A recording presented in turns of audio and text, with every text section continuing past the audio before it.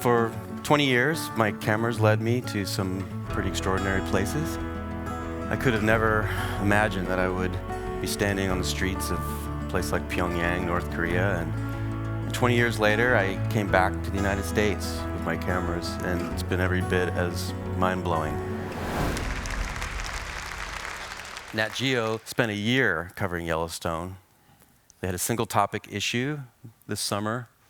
There were many decorated National Geographic photographers out there, but the rest of them were inside the park, showing the landscapes, the wildlife, the biology, the tourists, the glory of our public land.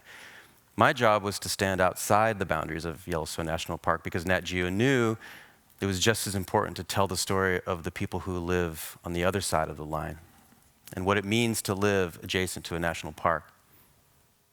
On my first day, I drove through Yellowstone National Park. This is what I saw. Welcome back to America, ground zero. So I lived my life outside of the boundaries of the park, little towns like Livingston. And I photographed them in the same way that I photographed my life in North Korea and anywhere else. In the bars where I ate dinner and main streets. I started my own new Instagram series. I called this one Work Commute. Work Commute wasn't only to make all the editors jealous that they were sitting in an office all day, and this is where I was working. It was also that idea that we could take people out into the field, that a National Geographic story lasts for an entire year, so why not bring people along with you? I had another series, #dogs in pickup trucks. But what National Geographic really wanted me to do in Yellowstone was tackle issues, and mainly they wanted me to look at the conflict and confluence between people and wildlife. The first thing that I covered were bison. Bison have had a very dark history in our country. We once had 50, maybe 60 million of them roaming North America. We killed them down to just a handful. But it was also the moment when human beings looked after animals and the conservation movement was born. And they brought them back from extinction. And now the core DNA American bison that we have today live inside Pelican Valley in Yellowstone National Park. But they only have room for 4,000, maybe 5,000 of them, and every year they come out and cross the line and wander into our yards and into our highways. The bison was named our national mammal this year, and yet in the West, in many places, it's still registered as livestock. Can you imagine the bald eagle as livestock, kept in a chicken coop? They're not that loved, actually, by a lot of people in the West because of the proximity that they live to the parks. Who couldn't love this guy? This is a Yellowstone bison. He was being tagged and tested for a disease called brucellosis. Many people don't love bison because they fear this disease and that they will transfer this disease to their cattle once they cross outside of Yellowstone. And this bison tested positive, and this is how they dealt with it, very quickly, execution style. So they're looking for solutions, how to manage bison, how to deal with them, how to protect them, but also live with them. And one of the solutions is Native American hunting rights. As the bison cross over into our land, outside of public land, they give a certain number of hunting licenses to the native peoples. I had the privilege of going with these men and watching them as they hunted this bison and ceremoniously removing its heart in a field. And they've started a new program too where they, instead of killing them, they round them up, put them in these trucks and ship them off to the Native American reservations because Native peoples have a direct connection to the bison. When this truck arrived in Fort Belknap in the north of Montana, they let out school, all the kids came, all the elders came, and people celebrated as they let them go and let them loose on their land again. I photographed elk. It's probably the animal that's maybe the pulse of Yellowstone. It's what the bears and the wolves eat. It's also what brings in millions of tourists every year, these beautiful animals that you can see them practically no other place. But again, outside of the line, people see them a very different way. There's almost a cult of hunting, and it's big business too. So I tried to go right on the line that separates the park from the rest of the state. This line right behind the hunter, that's the actual boundary of Yellowstone National Park, and the hunters come here, put themselves right on the line and wait for elk to come up over the hill. The elk know where that line is. It's amazing. When they cross, it's like they just saunter in, home free. But when they don't, like this one on the right, the hunter shot him. He stood up. He struggled, trying to get to the line. He shot him again. He slid right to the line, and the hunter said, it's a good thing he didn't make it to the other side because we wouldn't have been able to retrieve him legally. This is not a hunter. This is a biologist darting a wolf for research purposes. Wolves were reintroduced into Yellowstone in the mid-1990s because they didn't believe that the ecosystem could be healthy without an alpha predator like the wolf. And they're loved inside the park. Tourists name them. They watch them with remote cameras from laptops in their homes. They have tattoos on their arms of wolves, and when they see them through a spotting scope, they break down in tears. It's quite amazing. But again, outside of the park, it's a different story. Ranchers fear them because they come into their property, they eat their livestock, and actually they just see them in many ways as demons, the big bad wolf. And these are not people who are used to doing things any other way than settling them in their own way. They told me, we're used to living with wolves now, and we know that they're here to stay, but we don't like the federal government telling us what to do. But they're learning to live with wolves and bears, and they're learning to ranch and to live their lives differently. They used to just send these sheep up into national forest land and let them graze for the season all alone. But now they go with them. They sleep every night out there with the sheep. And I did this too. I followed them all the way to the top of the gravelly mountains.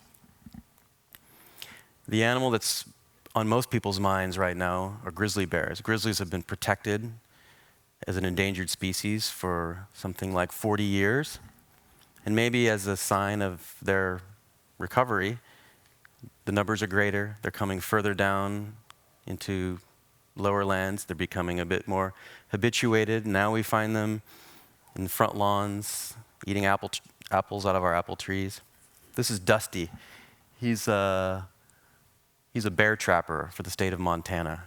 He's sort of like a dog catcher or like a beat cop. He goes around, he educates people how to protect their garbage and how to protect bears by not allowing them to become habituated. But he also gets his 911 calls. Hey, there's a bear on my roof again. And they go and they dart them and they bring them back to the garage, and they sometimes euthanize them if the bear becomes too difficult to deal with. But usually, like this bear, they tag their ear, they brush their teeth, they give them inoculations, and then they drive them from Wyoming to the Montana border and they let them go on the other side.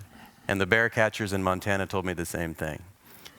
They bring them into Wyoming, open the door, let them go into Wyoming. This man's name is Nick Patrick. He knows better than anyone what it means to live on that line, to live with the wild, to live with bears.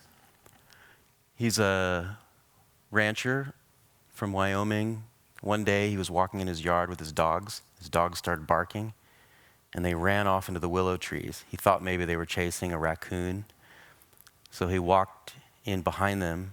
He didn't have his bear spray, and he found himself suddenly caught between a huge sow grizzly bear and her two cubs. Before he could do anything, the grizzly was on him. He said with one swipe, it took off his entire face. He fell to the ground, it mauled him, he played dead, she let him go. As she was walking away, he reached into his pocket to see if he had something to protect himself. She turned and saw him. She was on him again, mauled him, dragged him by his leg. She let him live.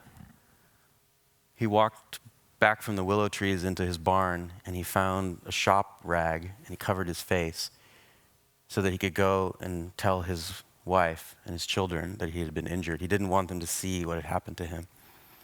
And he walked in the house and told them to take me to the hospital. When we first started this project, we wanted to photograph Nick because Nick tells that story of living with wild better than anyone else.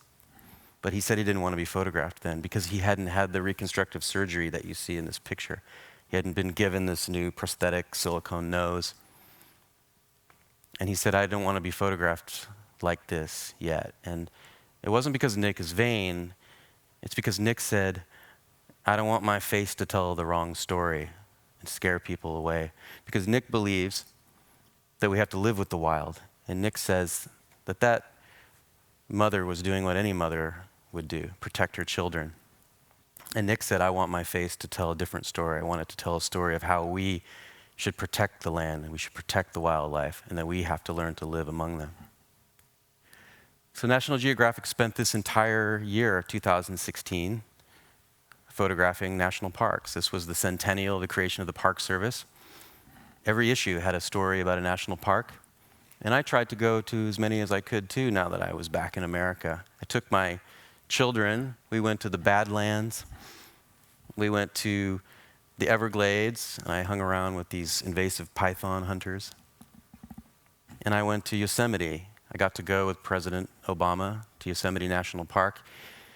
He was there on Father's Day to tour the park with his family, but also to announce even more land and seas that he and our government decided to protect.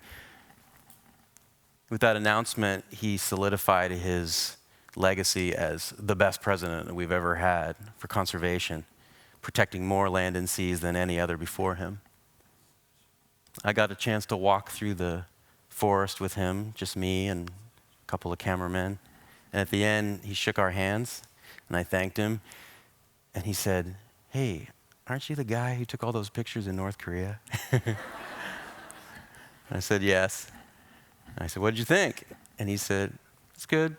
I think it was important. We got to see something we don't normally see. And he started to walk away, and he turned around, and he said, hey, just be careful over there. I don't want to have to come over there and rescue you and bring you back home.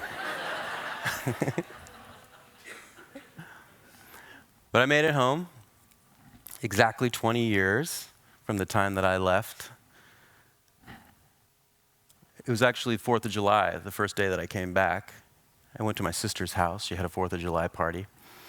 Now that I'm home, I guess I kind of often feel like a stranger in a strange land after being away for so long. And so I notice and I photograph the things that maybe outsiders would notice. All the patriotism and the flags and the sugary diet that we have. And maybe I'm a little critical, but I also know that my sister made these. And so I also feel love. And I also feel like I'm happy to be home again. And this is my front yard, where I moved back to. This is the frozen lake outside of the house. I'm living in, those are my footsteps going out onto the lake and back to my yard. I had to go quite far out into the world for a long time to feel like I could answer that voice in my head and that I could find my purpose and that I could bring that purpose back intact and that I could notice all the little bits of beauty right here in my own country and in my own backyard. And so maybe for most of you, you didn't have to quite go so far. You knew that from the beginning. But for me, I had to go a long way before I could come back home. So I want to end by just thanking National Geographic because they brought me back home and they're still sending me out there into the wild. So thank you very much.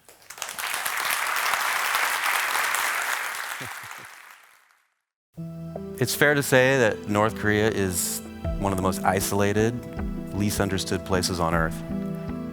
I was the first Western photographer to ever have regular access to the country.